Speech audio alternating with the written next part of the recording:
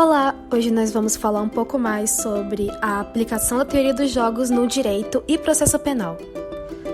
A teoria dos jogos baseia-se na tomada de decisão através da análise prévia das prováveis ações ou reações dos outros jogadores. No campo penal, ela também pode ser utilizada para planejar uma defesa ou uma acusação. Piero Calamandrei. Introdução. Teoria dos jogos. Como ocorreu sua criação? A teoria dos jogos foi criada por John von Neumann e Oscar Monstein em 1944. Quais as suas finalidades? Ela busca entender e explicar as ferramentas utilizadas para a tomada de decisões em diversos cenários, em que dois ou mais agentes de decisão interagem entre si, e dessa forma compreender a lógica utilizada na elaboração das estratégias. De que maneira a teoria é empregada no direito processual penal? Ela busca, de forma eficiente, estabelecer uma estratégia de acusação ou defesa com base nos prováveis argumentos e táticas da parte contrária.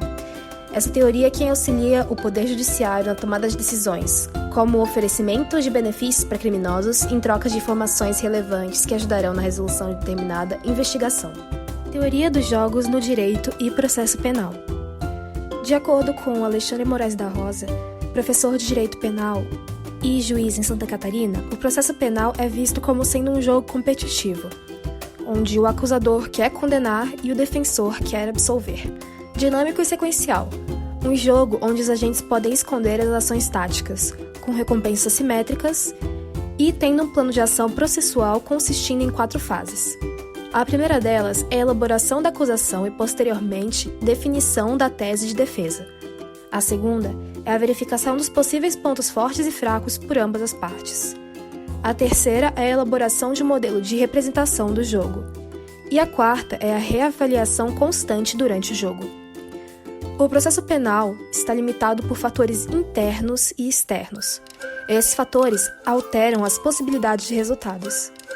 Ele também tem regras a serem observadas, o chamado devido processo penal, com diferentes estratégias utilizadas pelas partes. Também existe a alternância de posição entre os jogadores, por ser um jogo dinâmico. Ora, os jogadores serão passivos, ora ativos nesse jogo.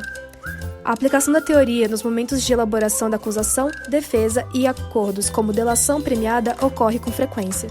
Agora, falaremos sobre a delação premiada nos moldes da teoria dos jogos. Em síntese, a delação premiada se baseia em um acordo entre o acusado e o Ministério Público, por meio do qual o primeiro recebe privilégios ao declarar informações que sejam relevantes para a investigação. Esse instituto é definido pelo jurista Guilherme de Souza Nucci como um mal necessário. O embasamento jurídico da delação premiada é o artigo 13 da Lei nº 9.807, de 1999, que, ao dispor acerca da proteção especial das vítimas e das testemunhas, concede a possibilidade de perdão judicial ao réu primário que, efetivamente e voluntariamente, colaborar com o processo criminal. Além disso, a Lei nº 12.850, que entrou em vigor em 2013, regulamentou, de fato, o Instituto da Delação Premiada. A aplicação da teoria dos jogos nesse cenário está sintetizada em uma das versões do conhecido dilema do prisioneiro. Imagine o seguinte cenário: 2 pessoas são presas pelo mesmo crime, e a polícia precisa de mais provas e mais pistas para dar seguimento à investigação. Separadamente, um acordo é oferecido aos presos. Terão sua pena reduzida se fornecerem mais informações para a investigação. Seguindo o raciocínio, 3 estratégias seriam possíveis. A primeira, ficar calado e, se o comparsa também ficar quieto, cumprir a pena original. A segunda, falar e, consequentemente, entregar o comparsa, com redução de metade da pena de prisão. E a terceira, ficar calado e cumprir o dobro da pena no caso de delação por parte do comparsa. Nesse sentido, o equilíbrio do jogo ocorre quando ambos escolhem delatar. É o chamado equilíbrio de Nash. O caso da Operação Lava Jato. A Operação Lava Jato teve seu início em março de 2014, com o intuito de combater a corrupção e a lavagem de dinheiro.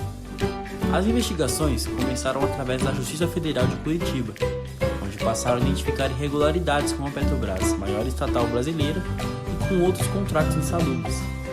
Neste momento, passaram a investigar diversos agentes públicos, doloeiros e empresários, gerando a necessidade da criação de forças-tarefas, as quais ampliaram a atuação para os estados de São Paulo, Rio de Janeiro e no Distrito Federal. Esse esquema funcionava como uma espécie de cartel entre as empreiteiras que queriam um contrato com a Petrobras, o que prejudicava os cofres públicos em detrimento de benefícios aos cofres privados. Ademais, os funcionários da Petrobras, os agentes políticos e operadores financeiros omitiam seu conhecimento das irregularidades e ajudavam no vazamento de informações sigilosas, pagamentos de propina e entre outros diversos crimes.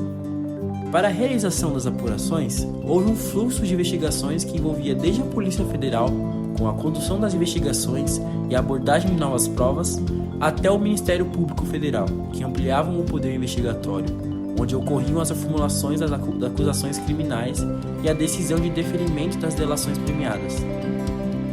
Como anteriormente citado, a Operação Lava Jato é um exemplo concreto como a utilização das delações premiadas são importantes para integrar e esclarecer pontos ocultos de um processo. Nessa operação, foram realizados 51 acordos somente na primeira instância. Entre eles está o ex-presidente da Transpetro, Sérgio Machado, que para conseguir o benefício teve que gravar conversas realizadas com o senador Romero Jucá, com o presidente do Senado Renan Calheiros e com o ex-presidente José Sarney. Esses são comportamentos que evidenciam que a estratégia de grampear diálogos de seus colegas para amenizar sua pena é mais oportuno que o viés emotivo. Considerações finais. Nosso trabalho apresenta o direito penal pela visão da teoria dos jogos, trazendo um enfoque na delação premiada, em que há um visível conflito de interesse, que com as determinadas estratégias e táticas são ampliadas as chances de sucesso. Desse modo, conseguindo um resultado final positivo, que é a prisão dos criminosos e o encerramento da investigação. Na obra A Teoria dos Jogos aplicada ao processo penal, Alexandre Moraes da Rosa elabora 4 passos para a completa eficiência da citada teoria. Como uma comprovação é trazido o caso da Operação Lava Jato, na qual foi aplicada. Foi nessa operação que a teoria dos jogos ganhou destaque. Foram realizados 51 acordos somente na primeira instância, provando assim que a estratégia da troca de informações por benefícios é eficaz. Com isso, nós encerramos nossa apresentação e agradecemos sua atenção.